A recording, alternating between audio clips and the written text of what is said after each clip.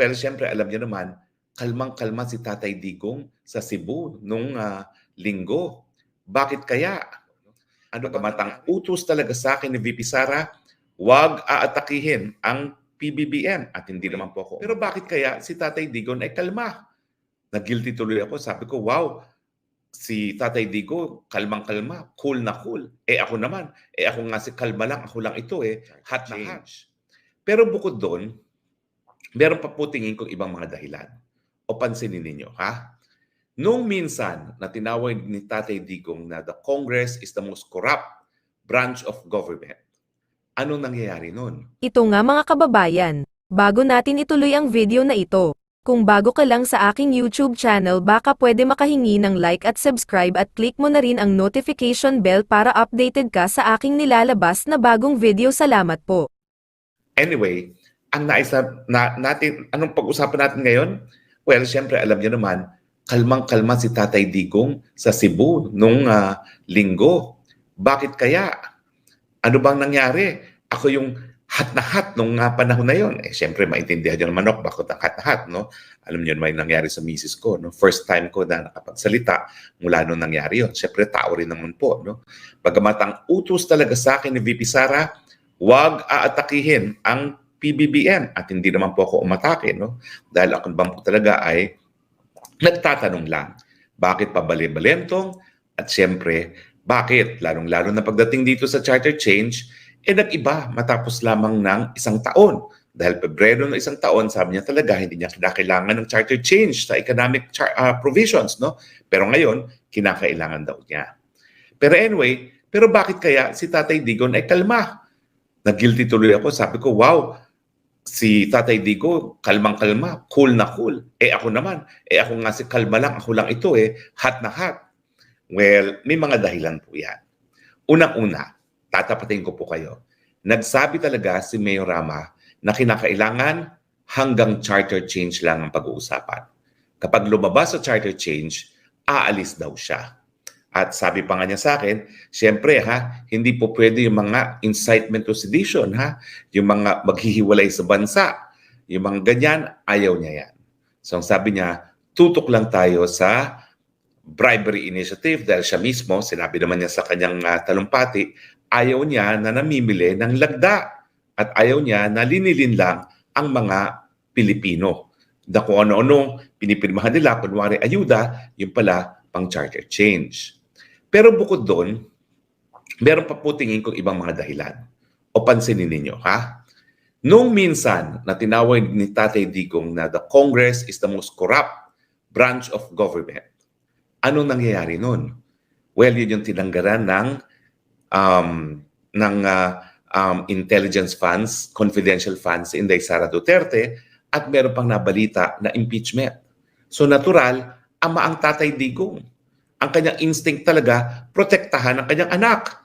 At dahil ang banta ay nanggagaling nga sa Kamara de Representante, natural, talagang binomba niya ng husto ang Kamara de Representante.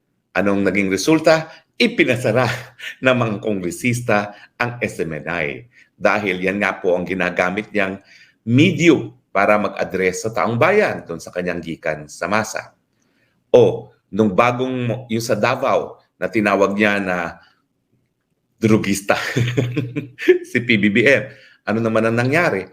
Well, siyempre, mainit. Bakit? Dahil nga, bumalentong ang presidente at ang kanyang Secretary of Justice pagdating sa issue ng ICC. Ang tagal-tagal ng sinasabi ni Presidente, hindi siya makikipagtulungan sa ICC, biglang nagsalita ang Justice Secretary, makikipagtulungan na. At siyempre, ang Kamara de Representante, nagpasa na naman ng 2 resolusyon na nagsasabi na dapat makipagtulungan na ang Pilipinas sa ICC. So natural, nagkaroon ng banta, hindi lang sa seguridad ni Presidente Rodrigo Roa Duterte, kundi pati ni Inday Sara. Kasi alam naman natin na nung nagkaroon ng ganyang pahiwatig si Justice Secretary Remulla, abay dinadawit na nung isang, ano bang pangalan nun, hindi pa naman kapanipaniwala na hindi ko maalala ang pangalan niya, dinawi bigla ang Inday Sara Duterte. Samantalang sa mulat-mula na sila'y naghain ng reklamo sa ICC, hindi naman kasama ang Inday Sara Duterte doon. So hindi mo maintindihan Bakit all of a sudden dinamay? So ang banta, hindi lamang kay PRRD. Sa totoo lang, sabi nga ni PRRD, okay na ako. 80 years old na ako. Good na siya. Hindi siya magpapahuli ng buhay dyan sa mga taga-ICC dahil hindi siya haharap o magpapahusga sa mga dayuhang mga mahistrado.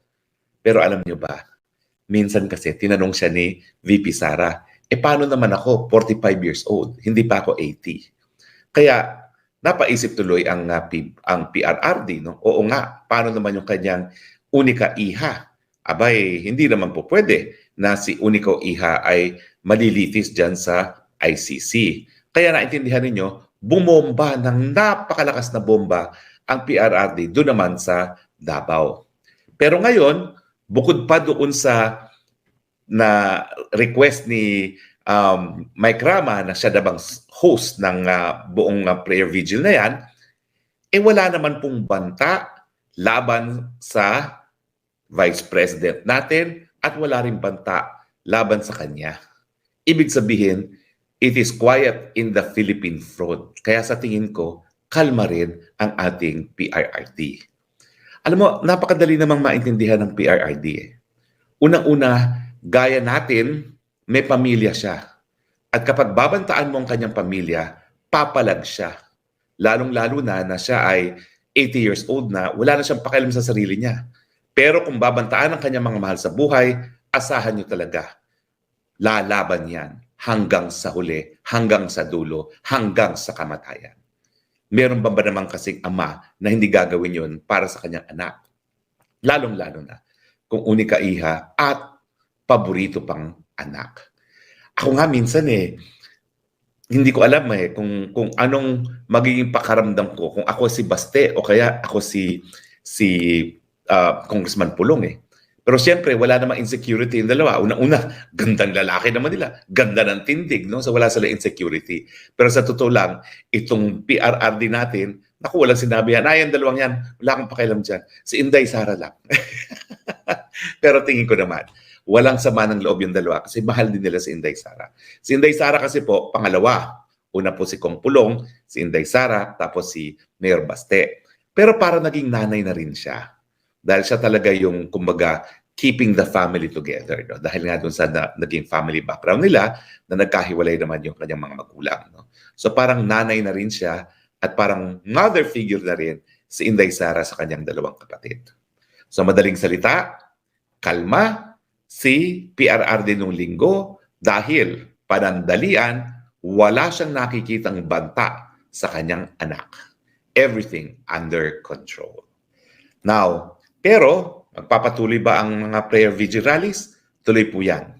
Dahil sa tingin ni Presidente, talagang hindi po titigil ang speaker at ang kanyang mga cronies dyan sa mababang kapulungan hanggang hindi nila masigurado na ang kanilang speaker ay magiging pinakamataas na opisyales ng bayan. Pero yan po ay pinag-usapan na natin kagabi. Tignan natin ang mga reactions ng ating mga viewers, ang pinaka-importante sa lahat. Okay, si Vicente Esplana, good PM, Attorney H. Roque, laban lang sa katotohanan sa mga nangyayari sa bansa natin. Dapat sa darating na eleksyon, iboto ang karapat-dapat tulad mo, Attorney H. Roque, lahat palitan ng itong mga kong. Maraming salamat po. Kakataba po ng puso.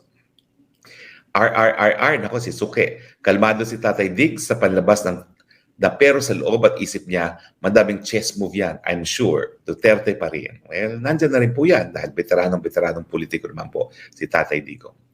William Saunders, common sense lang naman to aim for continuity. PBM now realizes there won't be if VP Sara succeeds, mostly sa foreign policy.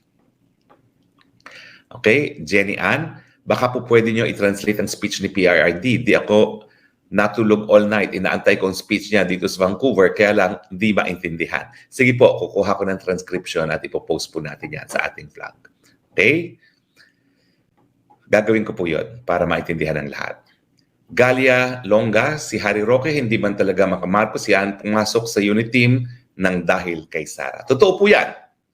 Kasi at a certain point, kinakailangan maniwala ka sa iyong boss. At ang kinikilala kong boss talaga sa politika nung nakalipas na eleksyon ay si Inday Sara Duterte. So I had to give her my trust. At hindi ko siya sisisihin kahit ano mangyari. Basta ako, napatunayan ko, susunod ako sa aking leader. Arcilia Zenea, attorney, malaki po ang tiwala namin kay Tatay Digong at Sara. Wish ko rin maibalik po ang SMNI. Well, nung isang araw po, naghain na ako ng motion.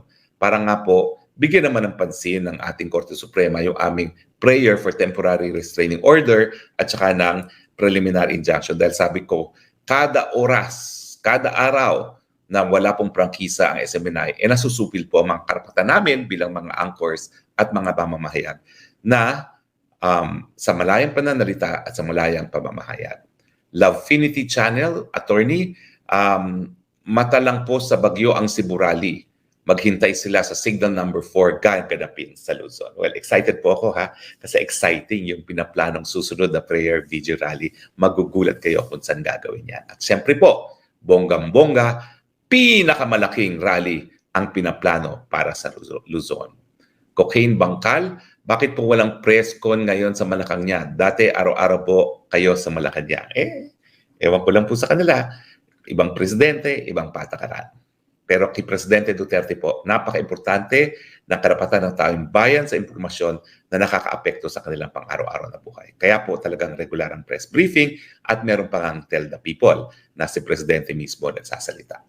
Julie Bison, attorney, good evening po. Naniniwala po ba kayo sa nakarating ng Tugigaraw si FLAM na walang PSG, dalawang Brigadier General lang naka-region seguridad niya? Hindi po pwede yan. SOP po talaga yun. Sasamahan ng PSG, lalong-lalo na ang First Family.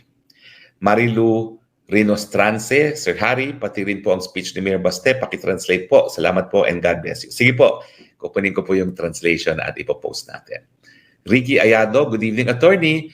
June ba talaga ang fiesta sa Davao? May mensahe ang June na iyan. May mensahe ang June na iyan. Mel on the go, Spox, kailan po mag-air ang Laban Kasama ang Bayan? Pasensya po, out of topic ang tanong ko. Well, bumalik na po sa ere ang SMNI. So wag po kayo mag-alala, ang mga programa naman po, babalik na. Bukas po, pupunta ako sa studio at magbo-broadcast po ako sa Pulso ng Bayan. Gail, salamat naman kung magpapatuloy ang mga prayer rallies. Very much needed po. More power sa inyo at sa mga Duterte. Salamat po. Maria Corazon, bakit po hindi ituloy ni Inday Sara ang pakikipag-chat niya sa mga tao? Mas maganda na meron siya komunikasyon sa mga supporters niya. Napanood ko ang live niya at maganda result. Tuloy-tuloy naman po si Inday Sara. Ako talaga, aliw na aliw ako sa mga TikTok ni Inday Sara. Lalong-lalo niya yung huli niya na meron siyang LV na basahan. Nakakaaliw talaga. Okay. Joyce Buckley, attorney, nanlimbarot ako, balahibo sa speech mo sa aking hometown, Cebu City. We love you, attorney. Stay healthy always. Love lots from Oslo, Norway. Galing po sa puso lahat ng sinabi ko, pati yung pagdadasal ko. Hindi ko po alam na magdadasal ako. Pero bago po ako umakyat talaga sa entablado, nagdadasal ako sa Panginoon. Lord, guide me and make me an instrument of your message. Yan po ang aking palaging dasal. Rose Espandan, attorney, may mga vlogs na ang ads ay black propaganda against FPRD kay Senator Amy Marcos, vlogs ni Engineer Berto, DZAR 1026, etc. Especially kung ang topic ay sa Cebu Rally po. Ibayaan niyo po sila. Malayang pananalita po yan.